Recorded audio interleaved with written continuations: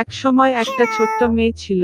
একবার তার ধনী বাবা একটি দুষ্ট সৎ মাকে বিয়ে করেছিলেন। তিনি তার দুই মেয়েকে নিয়ে বাড়িতে বসতি স্থাপন করেছিলেন। তাদের চেহারা সুন্দর এবং সাদা ছিল, তবে তাদের অন্তর ছিল দুষ্ট ও নিষ্ঠুর। এবং তারপরে দরিদ্র মেয়েটির জন্য একটি কঠিন সময় আসল। সকাল থেকে গভীর রাত অবধি তারা তাকে নোংরা কাজ করতে বাধ্য করেছিল। জল বহন, চুলা গরম করা, খাবার রান্না করা, বাসন ধোয়া এবং লন্ড্রি করা, এবং তদুপরি বোনরা যথাসম্ভব তাকে বিপর্যস্ত করার জন্য যথাসাধ্য চেষ্টা করেছিল। তারা তাকে বিদ্রূপ করেছিল। ছাইয়ের মধ্যে মটর এবং গম পোড় এলেছিল এবং তাকে বসে তাদের তুলে নিতে হয়েছিল। সন্ধ্যায়, যখন সে কাজের ক্লান্ত হয়ে পড়েছিল, তখন তাকে বিছানায় নয়, চুলায় পাশে ফ্লোরে যেতে হয়েছিল। এবং যেহেতু তিনি সর্বদা ছাই, ধুলো এবং ময়লা অবস্থায় ছিলেন, তাই তার বোনরা তাকে সিন্ডারেলা বলে ডাকে। কিন্তু একদিন এমন ঘটনা ঘটেছিল যে রাজা একটি ভোজ শুরু করলেন, যা পুরো 3 দিন ধরে চলবে বলে মনে করা হয়েছিল, এবং দেশের সমস্ত সুন্দরী মেয়েদের ছুটিতে ডেকেছিলেন যাতে তার পুত্র নিজের জন্য একটি কনে বেছে নিতে পারে। যখন নামকরণ করা দুই বোনরা জানতে পারল যে তারাও ভোজে আসতে পারে, তখনই তারা তাৎক্ষণিকভাবে পোশাক পরতে শুরু করে। সিন্ডারেলাও নাচতে যেতে চেয়েছিল, তবে তার সৎ মা তাকে যেতে দেয়নি, কারণ তার কোনো পোশাক বা জুতো ছিল না এবং সে নোংরা ছিল। এবং তারপরে দুষ্ট সৎ মা ছাইতে এক গামলা গম এলে দিয়েছিল এবং বলেছিল যে সিন্ডারেলা যদি এটি 2 ঘন্টার মধ্যে সংগ্রহ করে, তবে সে তার বোনদের সাথে যেতে পারে। সিন্ডারেলা বাগানে গিয়ে কেঁদে ফেলল, এবং তারপরে দুটি সাদা কবুতর উড়ে গেল। তারপরে বিভিন্ন পাখির পুরো ঝাঁক তারা ছাইয়ের নিচে নেড়েচেড়ে ফুঁকতে লাগলো, এবং তাই তারা একটি পাত্রে সমস্ত দানা বেছে নিয়েছিল। 1 ঘন্টারও কম সময়ের মধ্যে তারা তাদের কাজ শেষ করে, এবং প্রত্যেকেই পালিয়ে যায়। সিন্ডারেলা তার সৎ মায়ের কাছে একটি বাটি নিয়ে এসে ভোজ খেতে শুরু করে ভেবে আনন্দ করতে লাগলো, কিন্তু তার সৎ মা তাকে যেভাবেই হতে দেয় না। তিনি সিন্ডারেলার দিকে তার মুখ ফিরিয়েছিলেন এবং তার 2 কন্যাকে নিয়ে তাড়াতাড়ি বল হাতে যান। বাড়িতে যখন আর কেউই রইল না, সিন্ডারেলা মেঝেতে বসে কাঁদতে কাঁদল, এবং তারপরে দুটি সাদা কবুতর উড়ে গেল। তারপরে বিভিন্ন পাখির পুরো ঝাঁক, এবং তারা তাদের পোশাক এবং জুতা ফেলে দিন চকচকে এবং সমস্ত সোনায়। তিনি তাড়াতাড়ি এই পোশাক পরে এবং কনের কাছে এসেছিলেন। তারা তার সৎবধূ এবং সৎ মা দেখেছিল এবং ভেবেছিল এটি অবশ্যই কিছু অদ্ভুত রাজকন্যা হতে পারে। তিনি তার সোনার পোশাকে খুব সুন্দর ছিলেন। এটি তাদের কাছে কখনো ঘটেনি যে এটি সিন্ডারেলা। রাজকুমার তার সাথে দেখা করতে বেরিয়ে এল, তার হাত ধরল এবং তারা নাচতে লাগলো, এবং সিন্ডারেলাকে তিনি এত পছন্দ করেছেন যে তিনি অন্য কোনো মেয়ের সাথে নাচতে চান না। তিনি সন্ধ্যা অবধি নাচলেন এবং বাড়ি ফিরে যেতে চেয়েছিলেন, কিন্তু রাজপুত্র তাকে দেখতে চেয়েছিল। তিনি জানতে চেয়েছিলেন কে এই সুন্দর মেয়েটি এবং তিনি কোথায় থাকেন, কিন্তু সিন্ডারেলা তার কাছ থেকে পালিয়ে দোপকোটে উঠে গেলেন। রাজকুমার কপোতিরকে ধ্বংস করার নির্দেশ দিয়েছিলেন, কিন্তু তাতে কেউ ছিল না, এবং তার কাছাকাছি কোথাও তিনি তার সুন্দর অপরিচিত পাওয়া যায়নি। কেউ অনুমান করতে পারে না যে সিন্ডারেলাকে কবুতর দ্বারা উদ্ধার করা হয়েছিল যে তাকে বাড়িতে নিয়ে গেছে। রাজকুমার মন খারাপ করে মাথা নিচু করে প্রাসাদে গেল, এবং হঠাৎ তিনি একটি জুতো দেখতে পেলেন। এটি উপরে তুললেন। এটি এত ছোট এবং মার্জিত এবং খাঁটি সোনার সমস্ত ছিল। রাজপুত্র অনুমান করেছিলেন যে সিন্ডারেলা যখন তার কাছ থেকে পালিয়ে এসেছিলেন, তখন তার বাম পায়ের জুতোটি একটি ধাপে রয়ে গেল। রাজকুমার খুশি হয়ে এই জুতার উপপত্নীটি খুঁজে বের করার আদেশ দিলেন, এবং যার কাছে এটি উপযুক্ত তিনি সেই বিয়ে করবেন।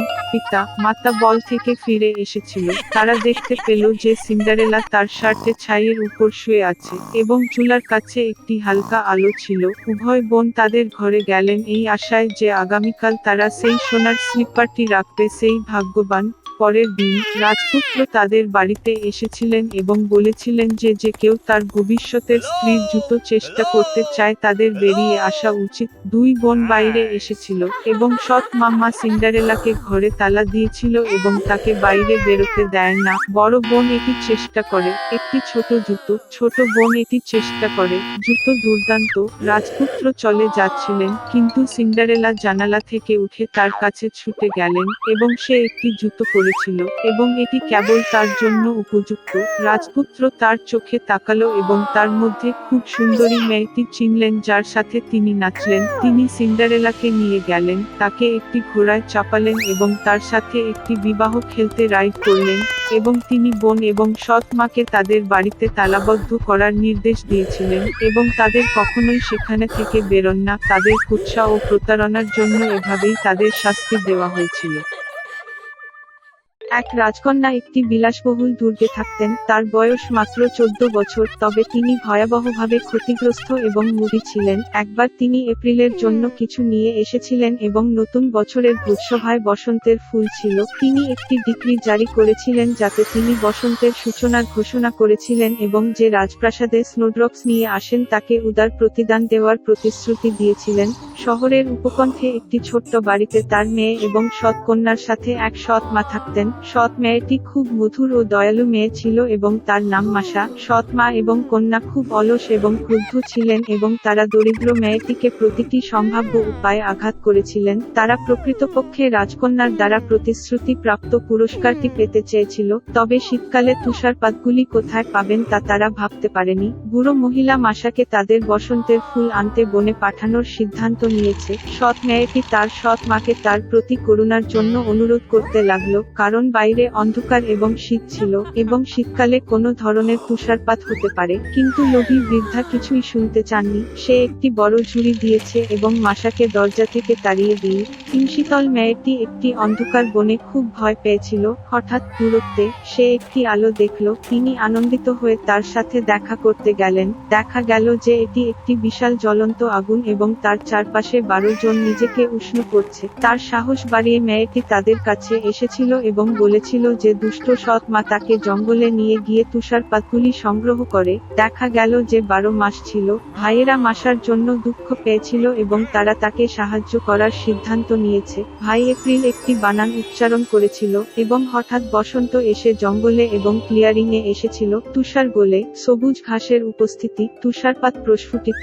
মেয়েটি ফুল সংগ্রহ করতে শুরু করে এবং শীঘ্রই তাদের সাথে একটি বড় ঝুড়ি ভরে দেয়। তরুণ এপ্রিল সত্যিই তাকে পছন্দ করেছিল এবং সে তাকে একটি জাদুর আংটি দিয়েছে। যদি সমস্যা দেখা দেয় তবে তাকে অবশ্যই মাটিতে ফেলে দেওয়া হবে। একটি স্পেল কাস্ট করা হবে এবং সমস্ত 12 মাসই উদ্ধার করতে আসবে। মাসা তাদের ধন্যবাদ জানিয়ে বাড়ি চলে গেলেন। মেয়েটি যখন স্নোড্রপগুলি বাড়িতে এনেছিল তখন সৎ মা ও কন্যা এতে খুব অবাক হয়েছিল। মাসা যাত্রা থেকে খুব ক্লান্ত হয়ে পড়েছিল, সঙ্গে সঙ্গে শুয়ে পড়ে। তার সতত বোন সন্দেহ ছিল কিছু ভুল ছিল। মেয়েটি যখন ঘুমাচ্ছিল তখন সে তার জাদুকির আংটিটি খুঁজে পেয়ে তা নিজের কাছে নিয়ে গেল। ঘুম থেকে ওঠার পরে সৎ মেয়েটি ক্ষতিটি আবিষ্কার করে তিনি রিংটি ফিরিয়ে দিতে ভিক্ষা শুরু করলেন, কিন্তু তার সৎ মা ও মেয়ে কিছুই শুনতে চান না। ঝুড়ি নিয়ে তারা ছুটে গেল রাজপ্রাসাদে। প্রাসাদে একটি দুর্দান্তভাবে সজ্জিত নতুন বছরের গাছ ছিল, তবে আসন্ন উদযাপন মোটেই মজাদার রাজকন্যাকে সন্তুষ্ট করেনি এবং কেবল যখন সৎ মা এবং কন্যা তার জন্য একটি সম্পূর্ণ ঝুড়ি তুষারপাত নিয়ে এসেছিল, রাজকন্যা তার ক্রোধকে করুণায় পরিবর্তন করেছিল। ফুলটি কোথা থেকে এসেছে তা সৎ মা স্পষ্টভাবে উত্তর দিতে পারেনি এবং তাকে স্বীকার করতে হয়েছিল যে তার সৎ পুত্র সেগুলি সংগ্রহ করেছিলেন। রাজকন্যা তৎক্ষণাৎ তুষারপাতের সাহায্যে ঘাটে যাওয়ার সিদ্ধান্ত নিয়েছে। পথে তিনি দরিদ্র মাসার দিকে চেয়ে রইলেন, যাতে তিনি যে জায়গাটি বেছে নিয়েছিলেন সেখানকার জায়গাটি সে দেখায়। মেয়েটি বলল যে সে এটি প্রদর্শন করবে, তবে কেবল যদি আংটিটি তার কাছে ফিরে আসে। এই রকম অসম্মান থেকে রাজকন্যা রাগান্বিত হয়ে রিংটি ফেলে দেয়, তবে সৎকন্যা একটি বানান ফেলতে সক্ষম হয়েছিল। তাৎক্ষণিকভাবে একটি শক্তিশালী বাতাস উঠল, বজ্রধ্বনিতে কাঁপতে ঝরে পড়ে। বৃদ্ধ লোক জানুয়ারি তাদের সামনে হাজির। তিনি সবাইকে একটি ইচ্ছা করার জন্য আমন্ত্রণ জানিয়েছিলেন। ভয় রাজকন্যা যত তাড়াতাড়ি সম্ভব প্রাসাদে থাকতে চেয়েছিল। মাসা একটি ইচ্ছা তৈরি করেছিলেন যে যথাসময়ে সবকিছু তার জায়গায় ফিরে আসবে। শীতে গ্রীষ্মে সৎ মা ও কন্যা এত শীতল ছিল যে তারা কোনো পশম এমনকি একটি কুকুরের তৈরি ফুড কোট চেয়েছিল। এই বলে লোভী মহিলারা তৎক্ষণাৎ কুকুরে পরিণত হল। রাজকন্যাকে প্রাসাদে পৌঁছানোর জন্য তাদের একটি নিদ্রা দেওয়া হয়েছিল। ছিল। মাসা ভাইদের তাদের সহায়তার জন্য ধন্যবাদ জানায়। তারা প্রতিশ্রুতি দিয়েছিল যে সৎ মা ও তার মেয়েকে মানুষা ফিরিয়ে আনবে, তবে কেবল তখনই তারা বাধ্য হয়। মাসকুলি মেয়েটিকে একটি দুর্দান্ত বিড়ম্বনা দেয় যা ঝাঁকুনিযুক্ত ঘোড়া দ্বারা সজ্জিত। তাদের দেখে রাজকন্যা প্রাসাদে যাত্রা শুরু করল। রাজকন্যা তার জীবনে প্রথমবারের মতো দয়া করে শব্দটি উচ্চারণ করেছিলেন এবং মাসা সানন্দে রাজি হয়ে গেল।